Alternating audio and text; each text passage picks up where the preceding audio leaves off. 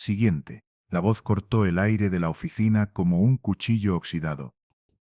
Detrás del escritorio de cristal, la licenciada Carmen Vázquez ni siquiera levantó la vista de su computadora cuando pronunció la palabra. Sus uñas perfectamente pintadas de rojo brillante tamborilearon contra el teclado con impaciencia calculada, como si cada segundo que pasara atendiendo al público fuera una ofensa personal contra su tiempo valioso. En la sala de espera de la Secretaría de Desarrollo Social de la Ciudad de México, 40 personas habían estado esperando desde las 6 de la mañana. Trabajadores domésticos, vendedores ambulantes, madres solteras con niños pequeños, personas mayores con papeles arrugados en las manos y esperanza cansada en los ojos. Todos necesitaban algo del gobierno, un permiso, un certificado, una ayuda social, una respuesta que llevaban meses buscando. Pero cuando se acercó la siguiente persona en la fila, Carmen Vázquez sí levantó la vista, y lo que vio le hizo fruncir el ceño con disgusto apenas disimulado. Esperanza Itzel Hernández caminó lentamente hacia el mostrador, llevando una carpeta gastada bajo el brazo y una expresión de dignidad serena que contrastaba dramáticamente con la hostilidad creciente del ambiente. Tenía 48 años, piel morena marcada por el sol y las preocupaciones, cabello negro recogido en una trenza simple, y vestía ropa tradicional otomí, una blusa bordada a mano con patrones geométricos en colores tierra, una falda de algodón que llegaba hasta los tobillos, y zapatos de cuero gastados pero limpios que hablaban de largas caminadas y trabajo duro. Para Carmen Vázquez y sus colegas, Esperanza representaba exactamente el tipo de problema que más detestaban en su trabajo, una mujer indígena que probablemente no entendía cómo funcionan las cosas en la ciudad, que seguramente haría preguntas estúpidas, que ocuparía tiempo valioso con trámites complicados y que al final probablemente no calificaría para nada de todos modos. ¿Qué necesita?, preguntó Carmen sin levantar la vista de su pantalla, como si la presencia de Esperanza fuera una interrupción molesta en lugar de la razón de ser de su trabajo como funcionaria pública. «Buenos días», respondió Esperanza con una voz clara y educada que llevaba un acento que inmediatamente identificó su origen rural. «Vengo a solicitar el registro para el programa de apoyo a artesanos indígenas que se anunció el mes pasado». Carmen finalmente levantó la vista, y su expresión fue de fastidio mal disimulado, mezclado con superioridad condescendiente. «¿Tiene identificación oficial?». Esperanza abrió su carpeta con movimientos cuidadosos y extrajo su credencial de elector. Era un documento oficial perfectamente válido, pero Carmen lo tomó como si fuera papel contaminado. Lo revisó con exagerada meticulosidad, y luego lo dejó caer sobre el mostrador con desprecio. «Su dirección está en San Felipe del Progreso. Eso no está en la Ciudad de México». «Lo sé», respondió Esperanza pacientemente, «pero el programa es nacional, y vine específicamente aquí porque el folleto dice que puedo aplicar en cualquier oficina de la sede Sol. El folleto dice muchas cosas». Carmen rió con una risa seca y desagradable. «Pero las personas como usted no entienden que hay procedimientos específicos. No puede simplemente aparecer aquí esperando que le resolvamos todo». Las palabras «personas como usted» colgaron en el aire como una bofetada. Otros funcionarios en la oficina habían comenzado a observar la interacción con una mezcla de curiosidad y diversión cruel. Algunos sonrieron discretamente, otros intercambiaron miradas cómplices. Era claramente un espectáculo que habían presenciado antes, una funcionaria poniendo en su lugar a una india que no sabía cómo comportarse en la ciudad. «Disculpe», dijo Esperanza, manteniendo su tono respetuoso pero permitiendo que un matiz de firmeza apareciera en su voz. «Pero soy ciudadana mexicana igual que cualquier persona aquí, y tengo derecho a acceder a los servicios gubernamentales sin discriminación». Carmen Vázquez se rió más fuerte esta vez, y la risa fue acompañada por risitas discretas de sus colegas. «¡Ay, qué chistosa! ¿Ahora me va a dar clases de derechos civiles?». Carmen se dirigió a sus compañeros como si Esperanza no estuviera presente. «Miren nada más, ya vienen con abogaditos baratos o ven demasiada televisión y creen que saben de leyes». Se volvió de nuevo hacia Esperanza, con una sonrisa que era pura malicia. «Mire, señora, Aquí las cosas funcionan de manera específica. Si usted no entiende los procedimientos, hay clases de alfabetización para adultos en el DIF. Tal vez debería empezar por ahí antes de venir a perder nuestro tiempo con trámites que claramente no puede manejar. El comentario sobre alfabetización fue la gota que derramó el vaso para varios funcionarios presentes, quienes ya no se molestaron en disimular sus risas. El licenciado Roberto Sánchez, supervisor de área, se acercó al mostrador claramente disfrutando del espectáculo. ¿Algún problema, licenciada Vázquez?, preguntó con falsa preocupación, pero sus ojos brillaban con malicia anticipada. No exactamente un problema, respondió Carmen.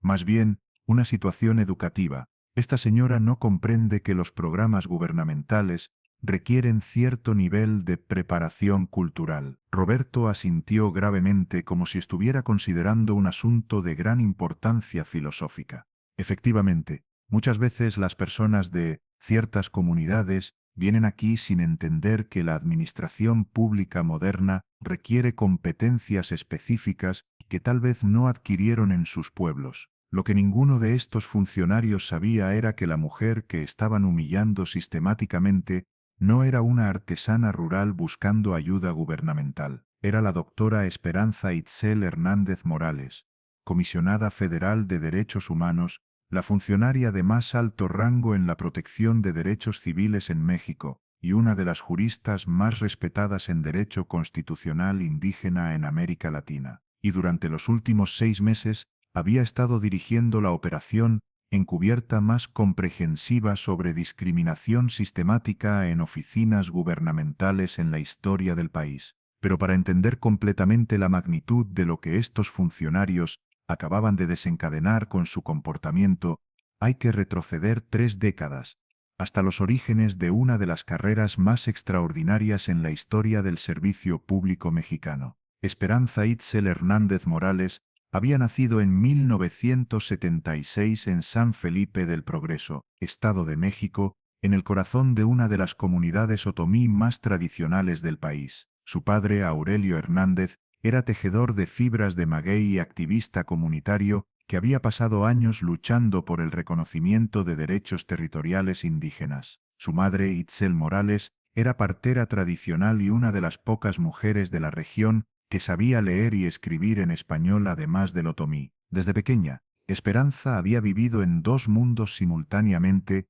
el mundo tradicional otomí de su familia y comunidad, donde aprendió ceremonias ancestrales, medicina herbal y la importancia de la armonía comunitaria, y el mundo mestizo mexicano, donde rápidamente descubrió que su identidad indígena la convertía en ciudadana de segunda clase en su propio país. La primera experiencia de Esperanza con discriminación gubernamental había llegado cuando tenía solo 12 años. Su padre había muerto en un accidente de trabajo en una construcción en Toluca, pero cuando su madre intentó reclamar la compensación laboral que le correspondía, los funcionarios gubernamentales les dijeron que necesitarían pruebas más convincentes de que realmente estaba casada con él, porque esta gente de pueblo se junta sin papeles oficiales. El proceso había been humiliating beyond anything una niña should witness. Esperanza had accompanied her mother to 7 different government offices over 4 months, watching as cada clerk examined their marriage certificate como if it were counterfeit currency. En la Secretaría del Trabajo, un supervisor had actually held el document up to fluorescent light, searching para invisible watermarks que supposedly would prove its authenticity. Señora Morales, he había set con patronizing slowness days rural certificates EADO. they're often informal. We need documentation que meets urban standards. The implication había been clear. Rural indigenous marriages weren't quite real marriages in the eyes of government bureaucracy. At the Instituto Mexicano del Seguro Social, things había gotten worse. The attending official had looked at 12-year-old Esperanza. He asked her mother, ¿Esta niña es really his daughter? She doesn't look like él en the photo. Aurelio Hernández had been lighter skinned than his daughter, y the official había been suggesting que perhaps Esperanza wasn't legitimate heir to his benefits. Sí, she's my daughter. Itzel Morales había responde con quiet dignity que masked profound pain. She has his eyes, his intelligence, his stubborn determination. Todo lo que él era life sener. But, el most devastating moment, había come at the ministerio público, donde they had gone to obtain una death certificate amendment. The clerk había looked at their documentation y then at Esperanza con open suspicion. Mira, this is complicated paperwork. Unte. Maybe you should bring someone que can help you understand what you're signing. Someone más educated. Esperanza had watched her mother's hands tremble as she carefully signed each document con perfect penmanship que betrayed years of self-taught literacy. Itzel Morales había learned to read as an adult specifically porque she refused to be dependent on others para understanding official papers. Yet here was una government official suggesting she was too ignorant to comprehend basic legal forms. That night, walking home through darkened streets of San Felipe del Progreso, Esperanza had made una promise que would shape the rest of her life. Mamá, cuando sea grande, nunca más van a poder tratarnos así. Voy a aprender todo lo que ellos saben, y más. Her mother had squeezed her hand, pero remained silent, perhaps understanding que her daughter was committing to una journey que would take her far from their traditional world. Durante 6 meses, Itzel Morales había llevado a su hija de oficina en oficina, documentando su matrimonio, la paternidad de Aurelio y su derecho a compensación. En cada oficina, habían sido tratadas con desprecio, ignorancia y una burocracia diseñada específicamente para desalentar a personas como ellas de reclamar lo que legalmente les pertenecía. Esa experiencia había plantado una semilla en la mente de Esperanza que crecería durante las siguientes 3 décadas. Si el sistema estaba diseñado para discriminar contra su gente, entonces ella aprendería ese sistema tan completamente que podría cambiarlo desde adentro. Su camino hacia la educación superior había sido un milagro de determinación personal y sacrificio familiar. Becas académicas la llevaron desde la escuela rural hasta la preparatoria en Toluca, donde se graduó como la mejor estudiante de su generación. La Universidad Nacional Autónoma de México le otorgó una beca completa para estudiar Derecho, donde se especializó en Derecho Constitucional y Derechos Humanos. Pero el verdadero salto en su formación llegó cuando obtuvo una beca Fulbright para estudiar un doctorado en Derecho Indígena, comparado en la Universidad de Harvard.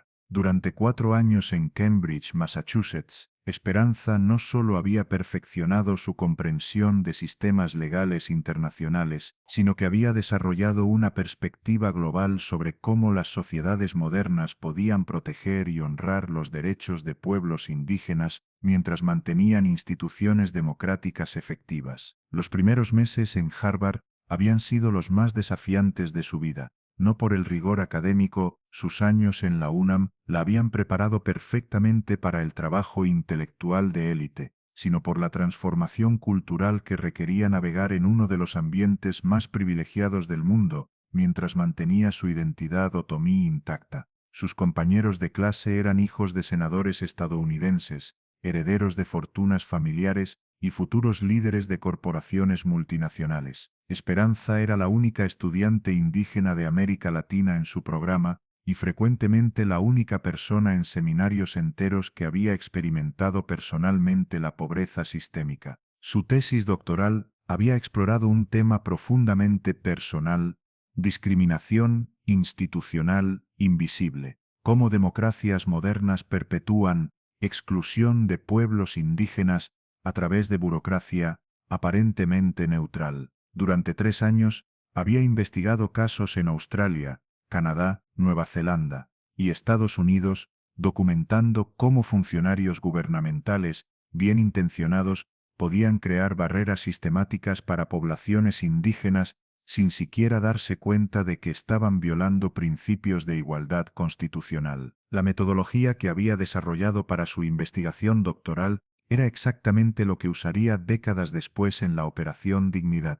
Participación observacional encubierta, donde investigadores se infiltraban en sistemas institucionales haciéndose pasar por miembros de poblaciones vulnerables para documentar discriminación que era invisible desde perspectivas externas. Su director de tesis, el famoso constitucionalista profesor James Whitman, inicialmente había mostrado escepticismo sobre los métodos poco ortodoxos que Esperanza proponía. Es éticamente cuestionable, había argumentado, engañar a funcionarios públicos sobre tu verdadera identidad para documentar sus comportamientos. Pero cuando Esperanza presentó su investigación preliminar, grabaciones de audio donde funcionarios canadienses hablaban diferente a solicitantes indígenas versus no indígenas, fotos de filas especiales en oficinas australianas, documentos internos que revelaban proceso de screening racial en Nueva Zelanda, Whitman había cambiado completamente su perspectiva.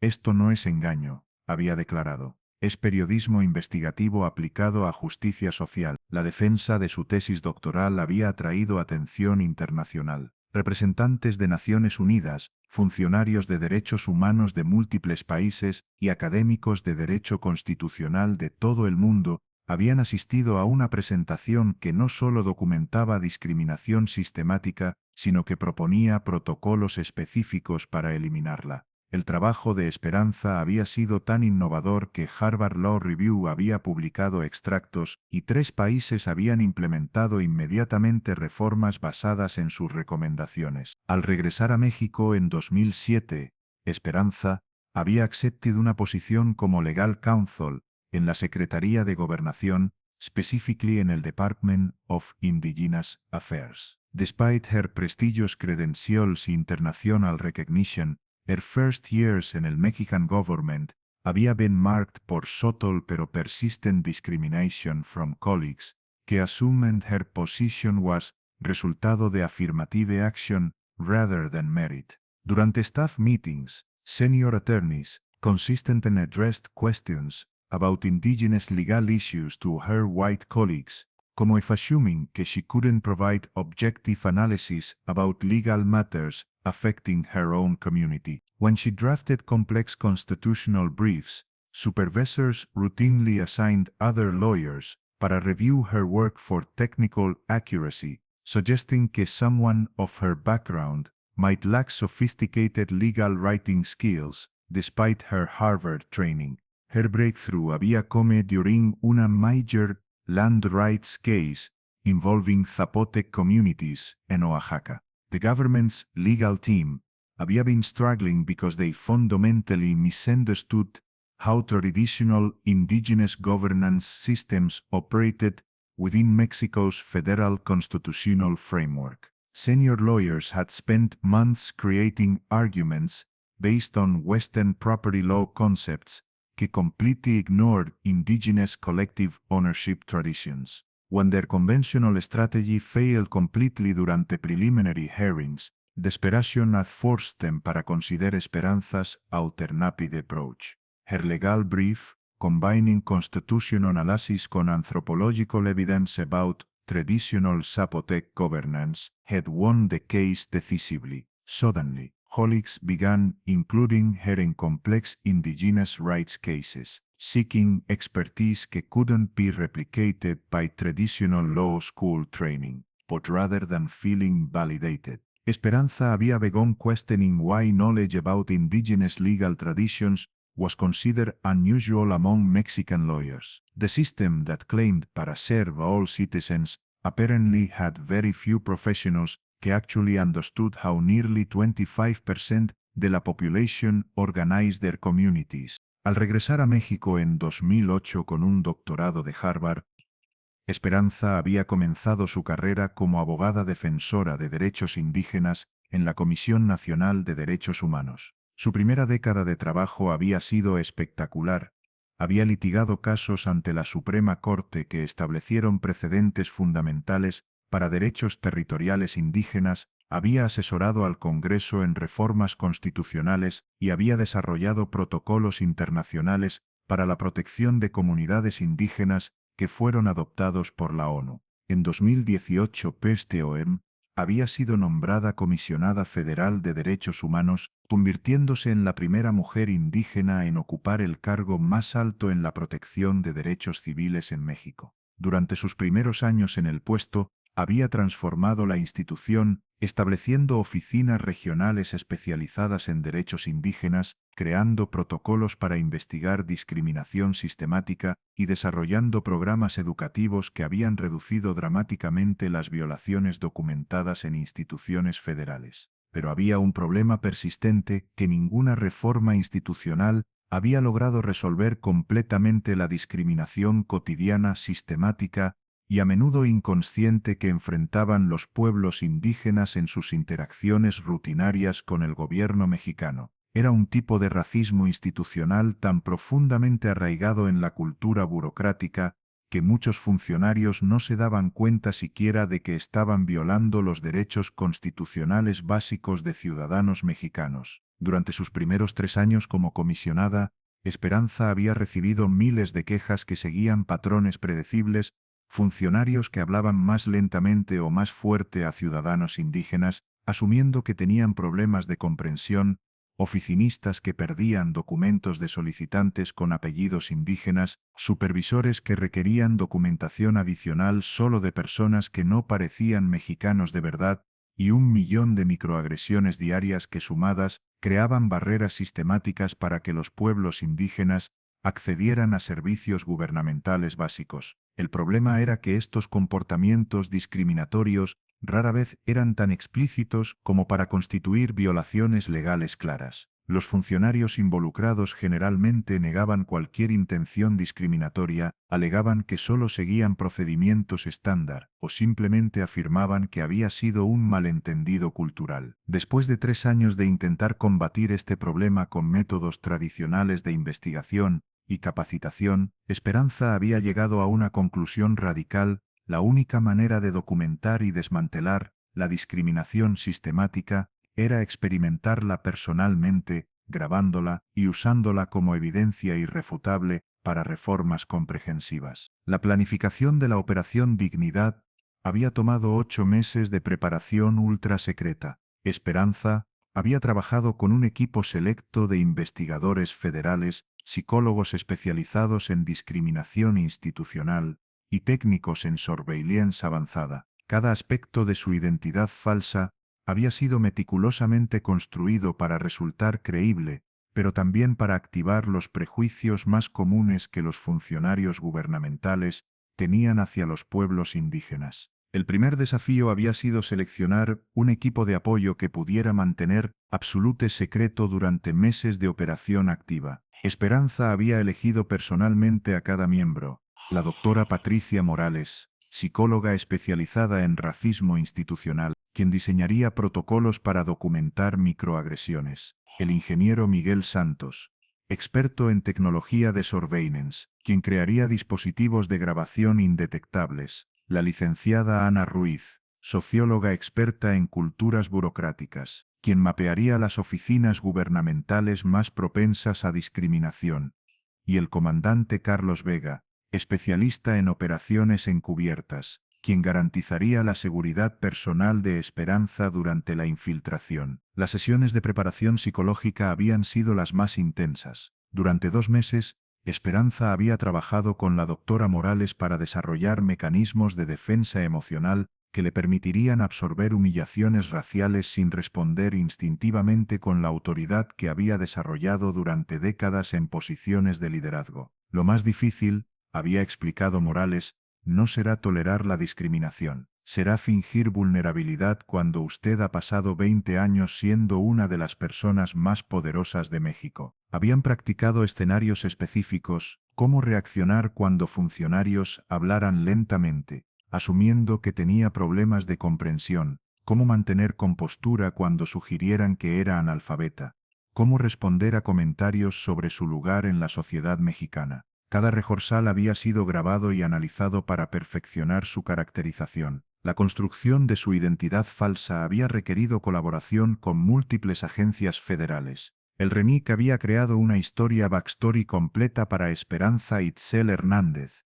incluyendo registros de nacimiento en San Felipe del Progreso, historia laboral como empleada doméstica en Toluca, y una trayectoria educativa que terminaba en primaria. La Secretaría de Hacienda había establecido registros fiscales mostrando ingresos consistentes con trabajo doméstico informal. Incluso había opened una cuenta bancaria con depósitos mensuales pequeños que correspondían al salario típico de una empleada doméstica. Los dispositivos de surveillance habían sido designed específicamente para esta operación. El ingeniero Santos había desarrollado sistemas de grabación que parecían objetos cotidianos, un teléfono celular básico que secretamente transmitía audio y video de alta calidad a servidores federales seguros, una cartera de tela tradicional con cámaras microscópicas integrate en el bordado, incluso zapatos con transmitters GPS que permitían al equipo de apoyo monitorear su ubicación y seguridad en tiempo real.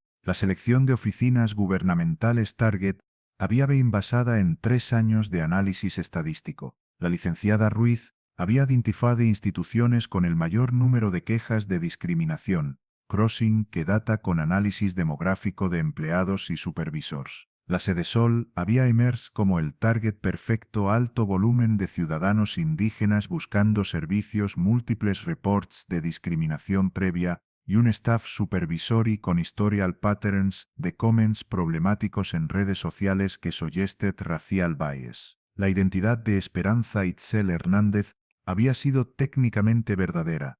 Había usado su nombre real y su lugar de nacimiento real, pero había eliminado todos los indicadores de su educación superior, su carrera profesional y su estatus actual. Los documentos oficiales la mostraban como una artesana tradicional de San Felipe del Progreso, con educación primaria, que buscaba acceder a programas gubernamentales de apoyo a poblaciones vulnerables. The decision to launch la Operación Dignidad había crystallized durante una particularly painful incident en 2023. Esperanza había been attending una routine interagency meeting about indigenous rights compliance, cuando una junior attorney from el Department of Justice había casually mentioned to usual problems con indigenous complainants. ¿Qué tipo de problemas? Speranza had asked genuinely curious about what her federal colleague considered usual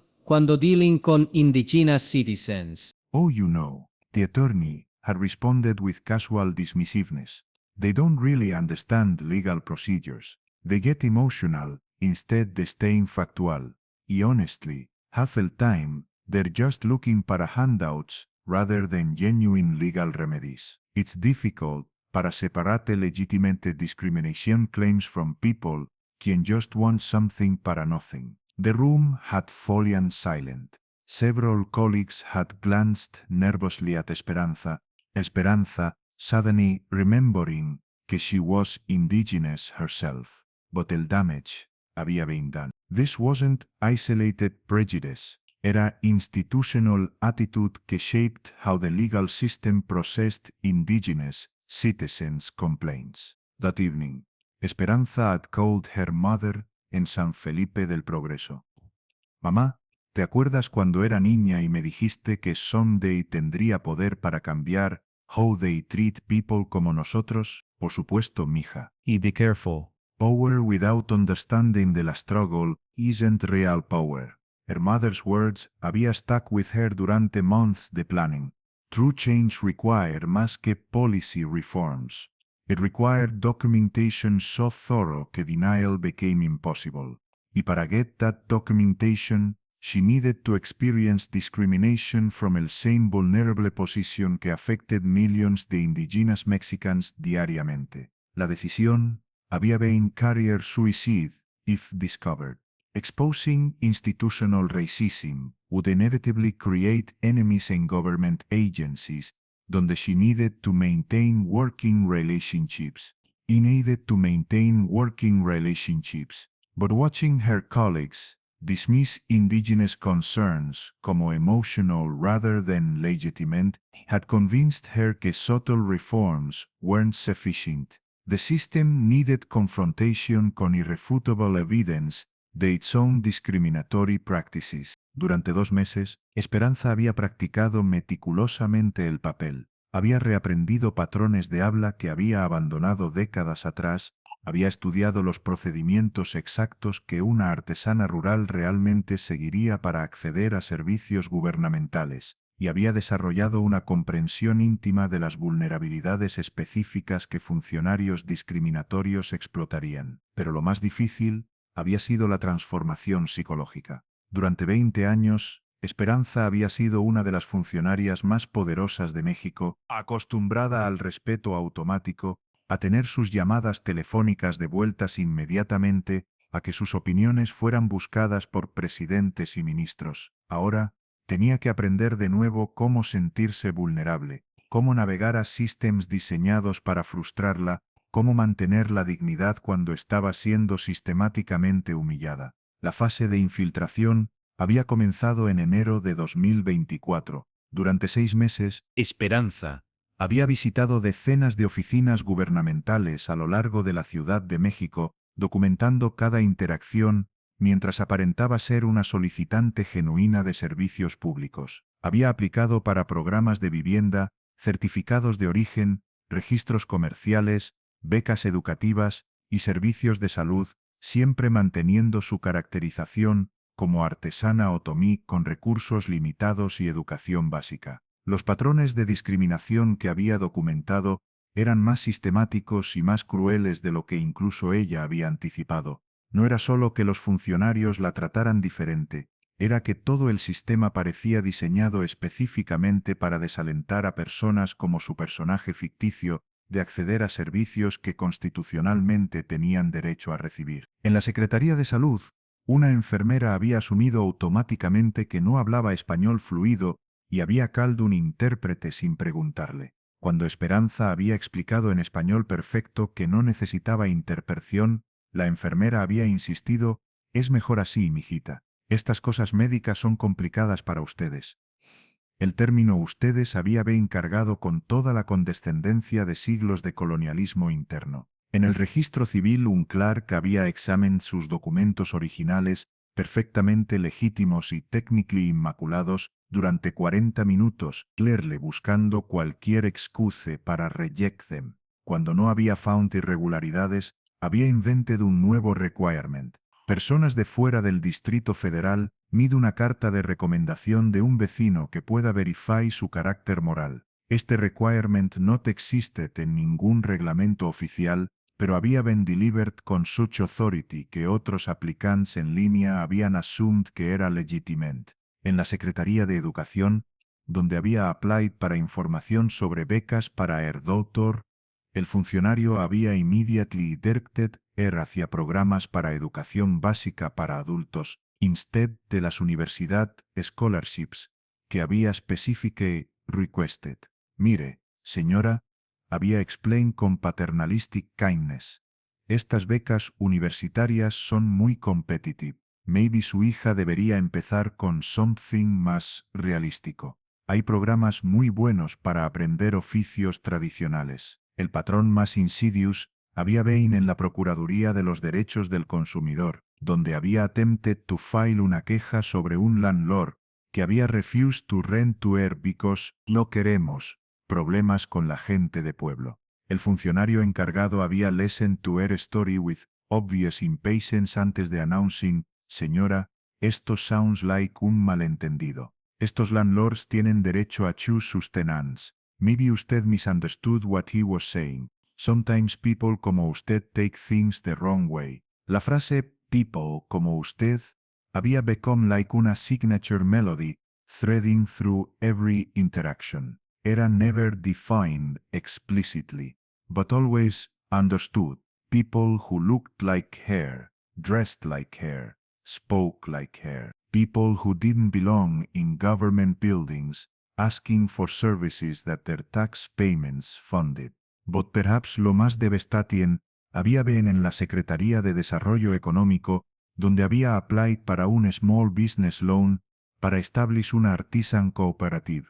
The loan officer había looked at her application, meticulously completed y technically perfect, y había literally laughed. ¿Una cooperativa? ¿Usted sabe lo que eso implica? Business plans, financial projections, tax compliance. Había spoken cada phrase como if explaining calculus a un niño. Mire, hay programas de microcrédito for people like you.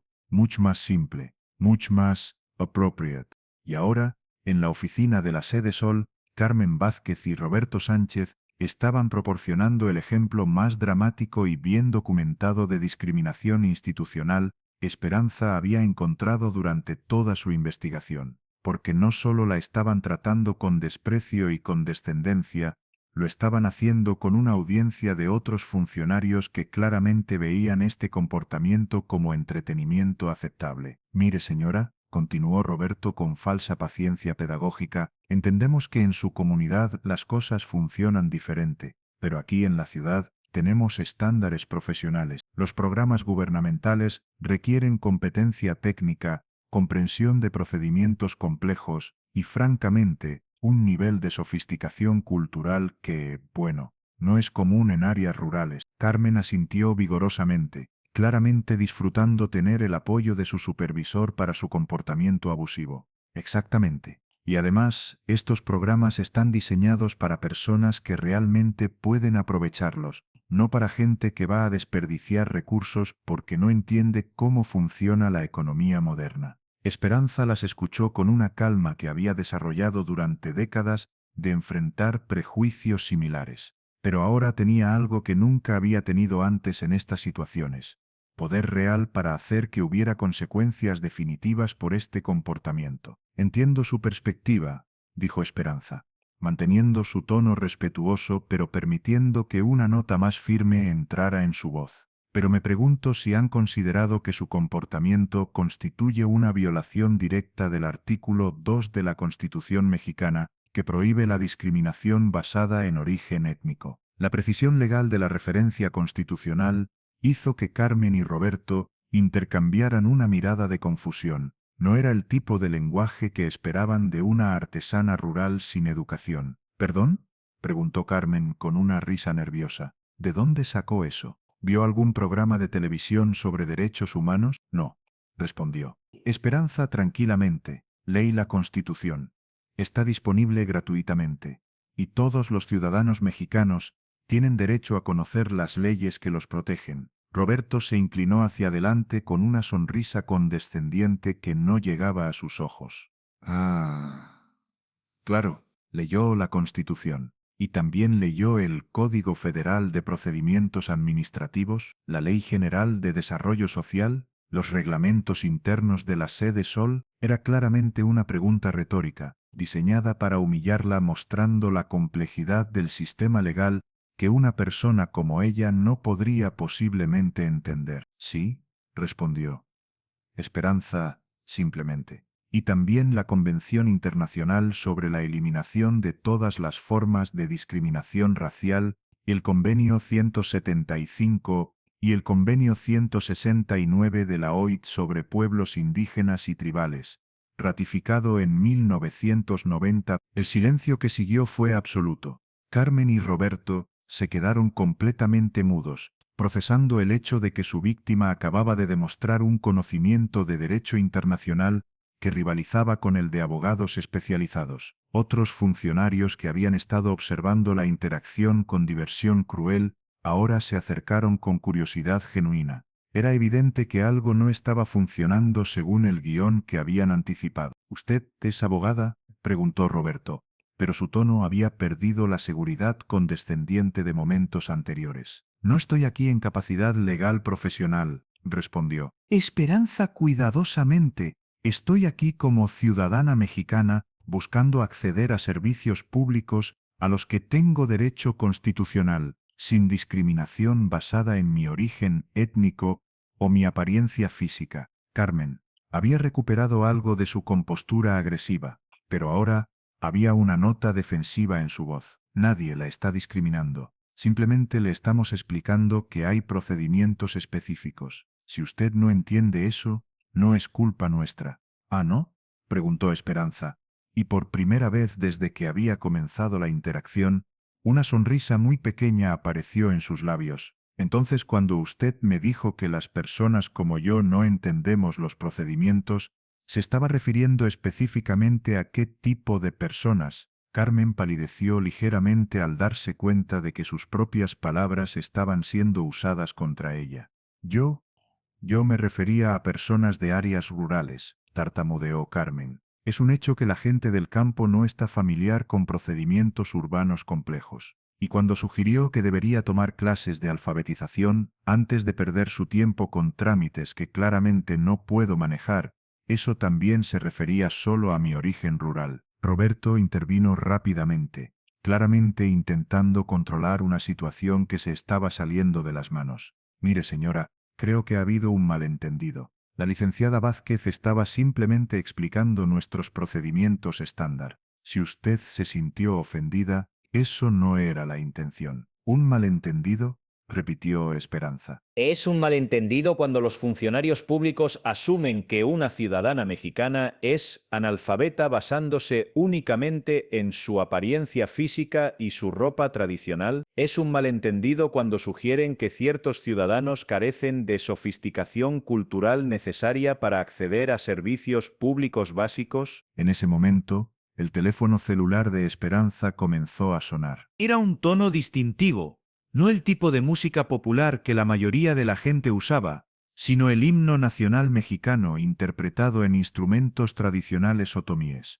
Todos en la oficina se voltearon hacia el sonido, y Esperanza miró la pantalla de su teléfono. La llamada venía de un número que inmediatamente reconocieron varios funcionarios presentes, el código de área y prefijo específico que usaba la Presidencia de la República para comunicaciones oficiales de alta prioridad. Disculpen, dijo Esperanza cortésmente. Necesito contestar esta llamada. Se alejó unos pasos del mostrador y presionó el botón para responder. Bueno, su voz había cambiado sutilmente. Ya no era el tono deferente y ligeramente tímido que había usado durante toda la interacción. Era más autoritario, más educado, con una confianza que sugería que estaba acostumbrada a manejar llamadas importantes. La voz del otro lado del teléfono era audible para todos en la oficina, y era inconfundiblemente formal y respetuosa. Doctora Hernández.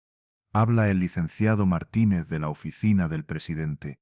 Tiene un momento para hablar sobre el informe de discriminación institucional que está preparando para la sesión del gabinete la próxima semana. Carmen Vázquez se quedó petrificada. Su cara perdió todo el color mientras procesaba las implicaciones de lo que acababa de escuchar. Roberto Sánchez abrió la boca, pero no emitió ningún sonido, como un pez fuera del agua luchando por respirar. Sí, licenciado, respondió Esperanza con una voz que ahora resonaba con autoridad natural.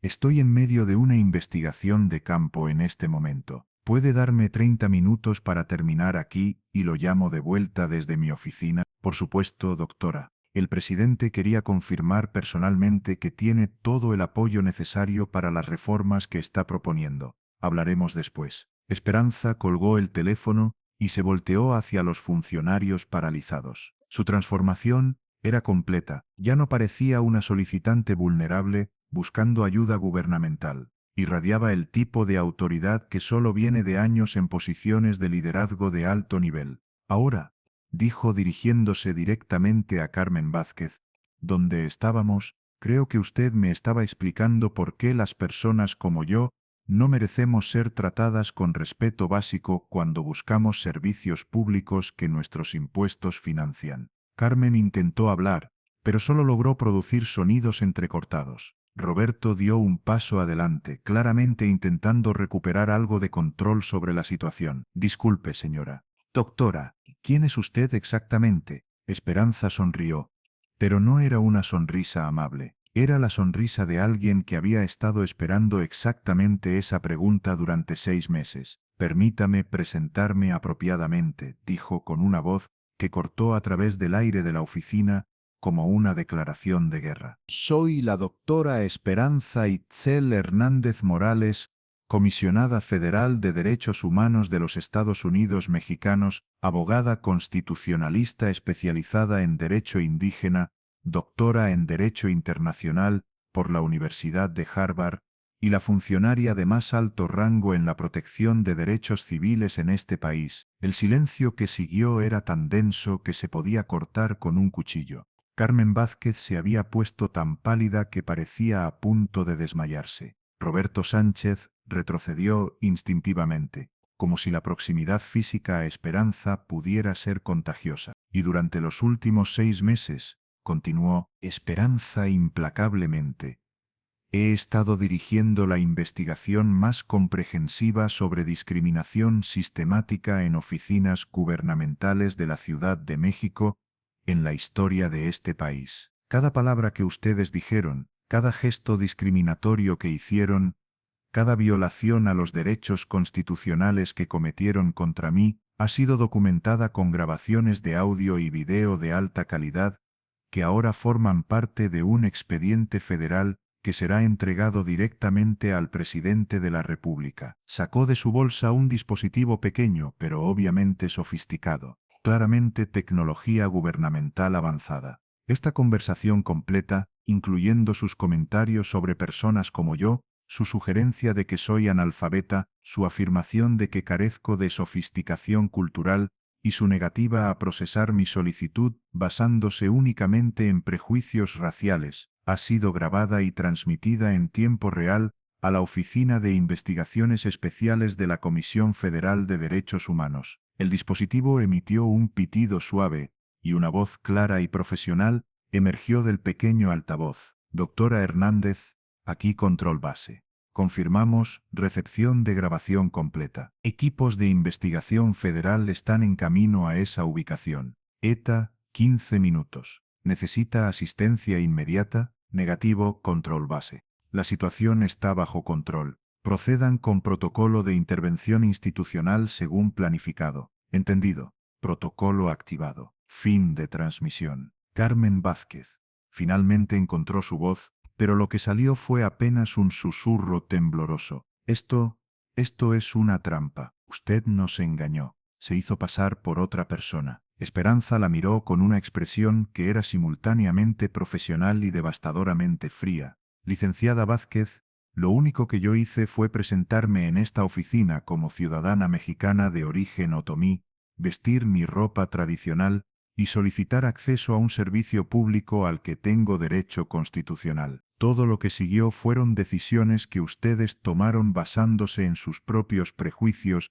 y su aparente creencia de que pueden violar los derechos civiles de personas que consideran inferiores a ustedes. En ese momento exacto, las puertas de vidrio de la oficina se abrieron y entraron 6 personas vestidas con trajes profesionales que llevaban identificaciones claramente visibles de la Comisión Federal de Derechos Humanos. No venían corriendo o gritando, caminaron con la autoridad tranquila de funcionarios federales que estaban ejecutando una operación que había sido planificada meticulosamente durante meses. La operación de intervención había begun precisamente a las 11:47 de la mañana, ordinated por un equipo de 24 Federal Investigators que habían surrounded el building en 3 different waves. El primer grupo había secure las exits, mientras maintained una presencia totalmente profesional que wouldn't alarm otros ciudadanos en el building. El segundo team había installed portable recording equipment en el main lobby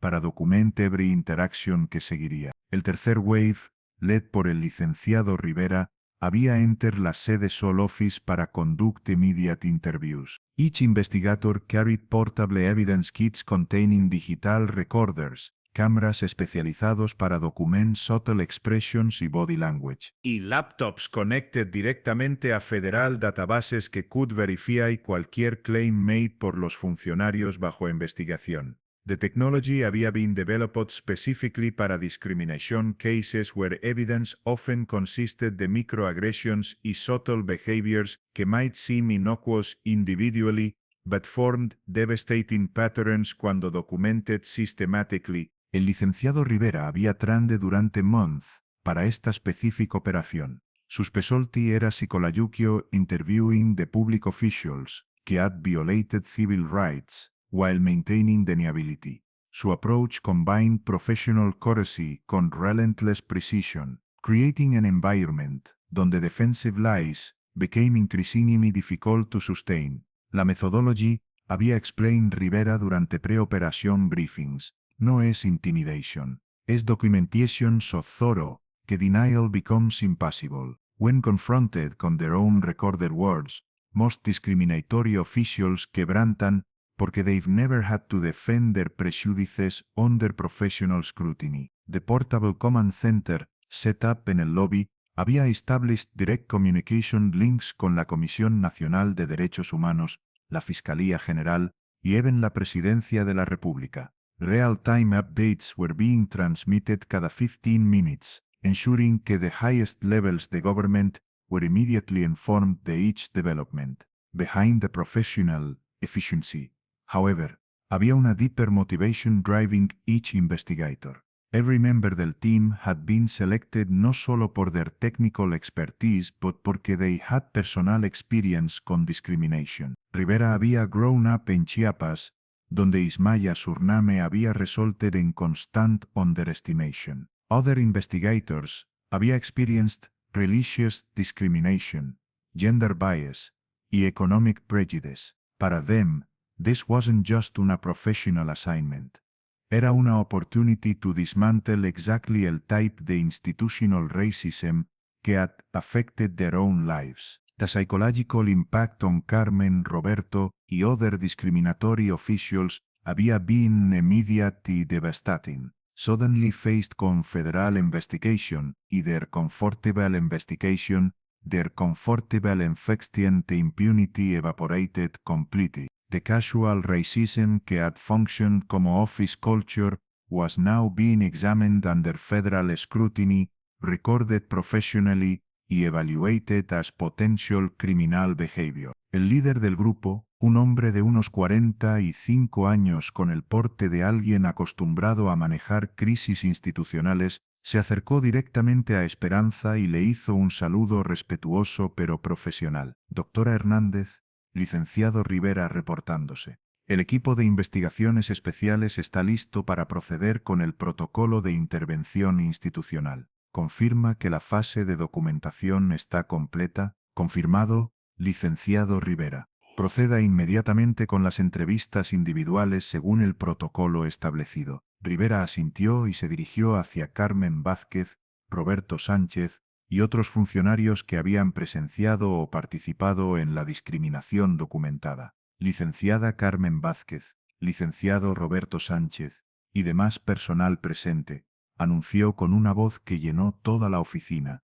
Quedan notificados de que son sujetos de una investigación federal formal por violación sistemática de derechos civiles bajo protección constitucional, discriminación basada en origen étnico y abuso de autoridad gubernamental. Tienen derecho a representación legal durante las entrevistas que comenzaremos inmediatamente. Los otros funcionarios de la oficina, que habían estado observando con horror creciente, comenzaron a intercambiar miradas de pánico. Algunos intentaron discretamente regresar a sus escritorios, esperando evitar ser incluidos en la investigación, pero otro miembro del equipo federal bloqueó suavemente las salidas. Nadie puede salir hasta que completemos las entrevistas preliminares. Este es procedimiento estándar en investigaciones de discriminación institucional. Carmen Vázquez finalmente encontró la capacidad de hablar, aunque su voz temblaba notablemente. Esto es ridículo. Nosotros no hicimos nada malo.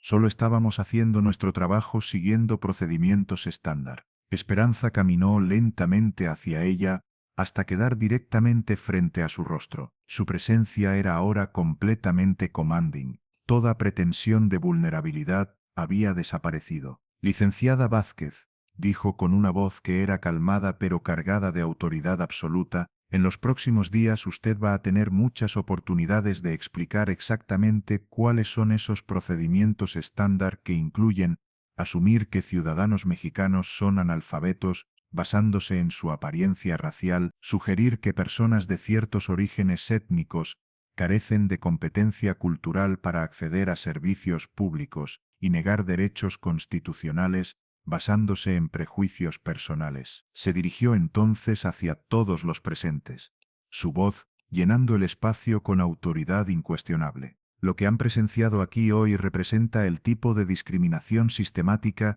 infectado instituciones gubernamentales mexicanas durante décadas. No es casualidad, no es un malentendido, es racismo institucional, y es una violación directa de los principios constitucionales más básicos de nuestra República. Roberto Sánchez intentó una defensa desesperada. Doctora, entiendo que tal vez hubo algunos malentendidos, pero realmente no creo que haya evidencia de discriminación intencional. Éramos solo, tal vez un poco bruscos, pero estamos muy ocupados y a veces la presión del trabajo. Esperanza lo interrumpió con una mirada que habría podido congelar agua. Licenciado Sánchez, ¿está usted sugiriendo que la presión laboral justifica decirle a una ciudadana mexicana que carece de sofisticación cultural necesaria para acceder a servicios públicos básicos? ¿Está argumentando que el estrés del trabajo explica por qué asumieron que era analfabeta sin haber visto ni una sola página de documentación que pudiera indicar mi nivel educativo? Hizo una pausa para permitir que la pregunta se asentara, porque si esa es su defensa, entonces está admitiendo que bajo presión, usted automáticamente recurre a estereotipos raciales como método de manejo del estrés. Y eso, licenciado Sánchez, constituye evidencia de prejuicio sistemático, no una excusa para él. El licenciado Rivera se acercó a Esperanza con un folder grueso marcado como Confidencial Investigación Federal. Doctora, ¿está lista para proceder con la siguiente fase? Completamente lista, licenciado. Rivera abrió el folder y comenzó a leer, basándose en evidencia recopilada durante 6 meses de investigación encubierta. La Comisión Federal de Derechos Humanos ha documentado patrones sistemáticos de discriminación racial en 12 oficinas gubernamentales de la Ciudad de México. Los funcionarios Carmen Vázquez Morales y Roberto Sánchez Díaz quedan suspendidos inmediatamente de sus posiciones mientras se completa la investigación federal formal. Carmen se puso de pie bruscamente, su silla cayendo hacia atrás con un ruido que resonó por toda la oficina. No pueden hacer esto. Tengo derechos laborales. Tengo un sindicato. Efectivamente, respondió Rivera calmadamente. Tiene derechos laborales que serán respetados completamente durante este proceso. Pero también los ciudadanos mexicanos a quienes usted sirve tienen derechos constitucionales que fueron violados sistemáticamente bajo su supervisión. Sus derechos laborales no incluyen el derecho a discriminar contra otros ciudadanos basándose en su origen racial. Los siguientes días transformaron por completo la conversación nacional sobre discriminación institucional en México. La investigación de Esperanza había documentado no solo comportamientos discriminatorios individuales, sino patrones sistemáticos que se extendían a través de múltiples instituciones gubernamentales. 3 semanas después del incidente en la sede Sol, Esperanza se encontraba en el Palacio Nacional, presentando sus hallazgos directamente al presidente de la República, en presencia del gabinete completo y representantes de medios nacionales e internacionales. La historical significance del moment no había been lost on anyone present. Por primera vez en Mexican history, una indigenous woman was addressing el presidente y full cabinet como protagonist, no como symbolic representation. The ornate presidential conference room, with its portraits de colonial leaders y independence heroes, now witnessed una indigenous descendant holding those powerful men accountable para centuries de systematic exclusion. International delegations are requested permission to observe. Ambassadors from Guatemala, Bolivia, Ecuador y Canada at countries con significant indigenous populations facing similar discrimination, sat in special diplomatic section. The European Union had sent cultural attachés specializing in minority rights. Even delegations from Australia y New Zealand, recognizing parallels con their own Aboriginal y Maori populations, were taking detailed notes para potential policy adaptations. The president's own transformation during Esperanza's presentation había been visible y profound, initially sitting contradictional presentation formality. His posture gradually shifted as she documented case after case de institución inadicina. When she played audio recordings the government officials mocking indigenous citizens in his own administration's offices, his jaw visibly tightened. When she presented statistical evidence showing que indigenous citizens received 47% slower service across dozens de government offices, He leaned forward con obvious concern. Señor presidente, había continued esperanza. What we documented isn't aberrant behavior por rogue individuals. Es systematic institutional culture que has operated con impunity porque victims typically lack resources para challenge it. My investigation succeeded only porque I combined vulnerability, experiencing discrimination personally, con authority sufficient para create consequences. The room had fallen completely silent when she revealed recurrence from other government offices, where officials discussed managing indigenous problems y discouraging unsuitable applicants through bureaucratic obstacles. The language was eerily consistent across institutions, same assumptions, same condescending tone, same casual dehumanization dressed como administrative efficiency. Cabinet members exchange uncomfortable glances, suddenly realizing que similar investigations could easily be conducted in their own departments. The Minister de Education looked particularly nervous, knowing que educational access para indigenous communities had been constant source de complaints. The Secretary de Health appeared equally concerned, aware que healthcare discrimination against indigenous women was documented and ongoing issue. Señor presidente, dijo Esperanza dirigiéndose a las cámaras que estaban transmitiendo en vivo, durante 6 meses, experimenté personalmente el tipo de discriminación sistemática que enfrentan millones de ciudadanos mexicanos indígenas cada vez que interactúan con su propio gobierno. No fueron incidentes aislados, no fueron malentendidos culturales, fue racismo institucional sistemático y deliberado. Las reformas que siguieron fueron comprehensivas y permanentes. Nuevas leyes requirieron capacitación obligatoria en derechos indígenas para todos los funcionarios públicos, establecieron protocolos específicos para prevenir discriminación en servicios gubernamentales y crearon mecanismos de supervisión independiente para asegurar cumplimiento. Carmen Vázquez y Roberto Sánchez fueron despedidos permanentemente del servicio público después de que la investigación federal confirmó violaciones múltiples de derechos civiles. Carmen intentó apelar la decisión, pero el audio y video de sus comentarios discriminatorios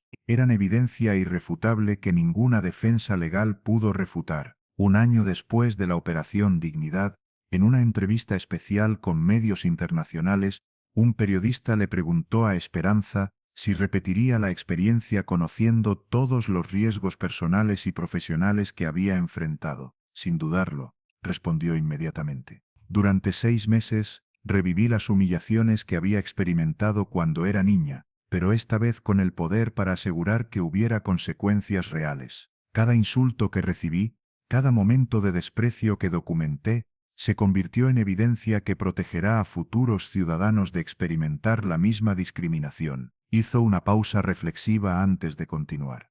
El racismo institucional funciona precisamente porque sus víctimas típicas no tienen recursos para combatirlo. Cuando funcionarios discriminan contra ciudadanos indígenas, asumen que esas personas no tienen conexiones políticas, no entienden sus derechos legales y no pueden acceder a mecanismos de justicia. Yo usé mis privilegios educativos y mi posición de autoridad para exponerme temporalmente a esa vulnerabilidad, pero con las herramientas necesarias para documentarla y cambiarla permanentemente. ¿Y qué mensaje tiene para funcionarios públicos que podrían estar tentados a discriminar contra ciudadanos basándose en su apariencia o origen? Esperanza sonrió con la misma serenidad que había mantenido durante la humillación sistemática que había sufrido un año antes. El mensaje es absolutamente claro.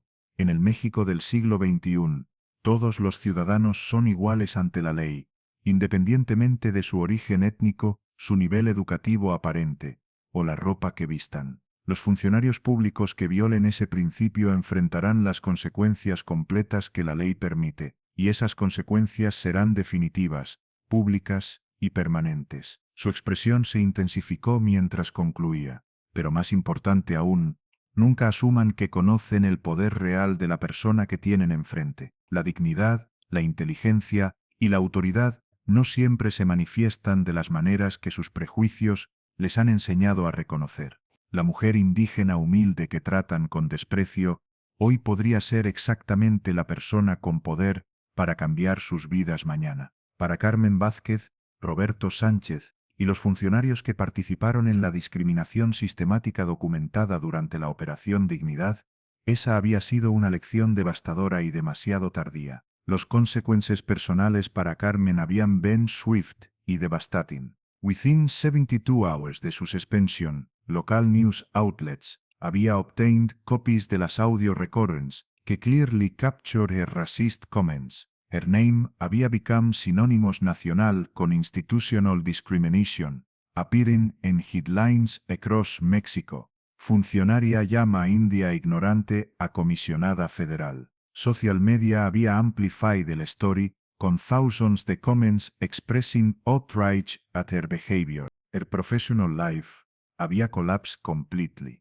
The suspension había been followed rápidamente por una formal dismissal hearing, donde la Comisión Federal había presented irrefutable evidence de systematic discrimination spanning 3 years de su carrera. Internal investigations había revealed que Carmen había treated indigenous applicants differently desde el beginning de su employment, pero había managed to avoid consequences because no one con power había been documenting her behavior systematically. Her personal relationships había suffered equally.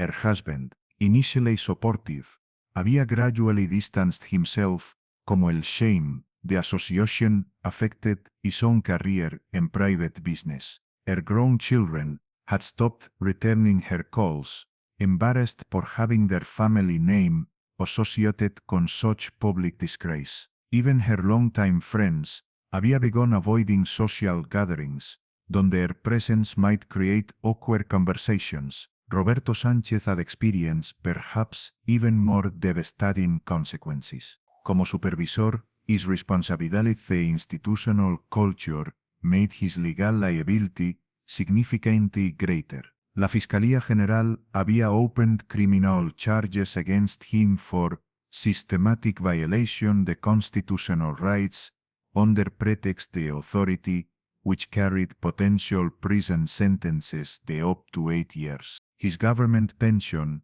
accumulated over 20 years de service, había been forfeited completely bajo new regulations targeting discriminatory officials. But perhaps most painful for Roberto había been discovering que his own employees había been documenting his racist comments for months before la Operación Dignidad. During federal interviews, junior staff había provided extensive testimony about his regular use de derogatory language para describe indigenous applicants, his practice de assigning them to slower processing queues, his tendency to lose documents from people con traditional names. He había been betrayed por subordinates que had grown tired de being complicit in his discrimination. The broader consequences había extended to their families y social networks. Carmen's daughter, studying social work at Universidad Nacional, had been confronted por classmates who recognized her surname y demanded explanations para her mother's behavior. Roberto's son, working como teacher en Oaxaca, había faced similar embarrassment when colleagues connected his family name to national news coverage. Both Carmen y Roberto had attempted to find employment in private sector, but their names generated immediate Google searches que displayed detailed coverage de their discriminatory behavior. No employer wanted association con such public controversy, especially in a Mexico where indigenous rights had become such a prominent political issue. The ripple effects de la Operación Dignidad had extended far beyond individual consequences, creating una wave de institutional transformation que reached every level the Mexican government. Within 6 months, el presidente había signed executive orders mandating dignidad ciudadana, protocols in all federal offices, requiring video monitoring the citizen interactions, cultural sensitivity training para all public employees, creation de anonymous reporting systems para discrimination complaints. But perhaps más significant, Había been el psychological impact on indigenous communities nationwide. For decades, discriminación en government offices había been accepted como inevitable, una frustrating pero unchangeable reality de life para México's indigenous population. Esperanzas operation had shattered que assumption completely. Letters began flooding la Comisión Federal de Derechos Humanos from indigenous citizens nationwide, detailing similar experiences que previously they had never thought worth reporting. María Guadalupe Flores from Chiapas wrote about education officials que automatically directed their children toward vocational tracks without evaluating their academic potential. José Luis Hernández from Puebla documented healthcare discrimination where medical staff consistently assumed he needed simplified explanations for basic medical procedures. Ana Rosa Martínez from Guerrero described municipal offices donde clerks couldn't find indigenous citizens' documents but processed identical paperwork from non-indigenous applicants immediately. Each letter represented not just individual discrimination, but broader recognition que such treatment was illegal, unacceptable y changeable. The precedent established por la Operación Dignidad had given vulnerable populations permission para demand igual treatment, confident que complaints would be investigated seriously rather than dismissed routinely. The educational impact had been equally profound. Law schools throughout Mexico began incorporating Esperanza's methodology into their curricula, teaching future lawyers about experiential civil rights documentation as legitimate legal strategy. Medical schools added cultural competency requirements specifically designed para prevent healthcare discrimination. Even business schools began including modules on institutional bias, recognizing que similar dynamics affected private sector employment y customer service. International attention had transformed Mexico into an unexpected leader in indigenous rights protection. The United Nations had invited Esperanza para address the General Assembly about innovative approaches para documenting systematic discrimination. Academic conferences in Harvard, Oxford y Sorbonne had featured presentations about la Operación Dignidad Modelo. Countries con significant indigenous populations Canada, Australia, New Zealand, Guatemala had sent delegations para study Mexico's new anti-discrimination protocols. The United Nations Special Rapporteur on Indigenous Rights, Dr. Alexandra Santaki, had personally traveled to Mexico City para conduct una comprehensive review de la Operación Dignidad Methodology.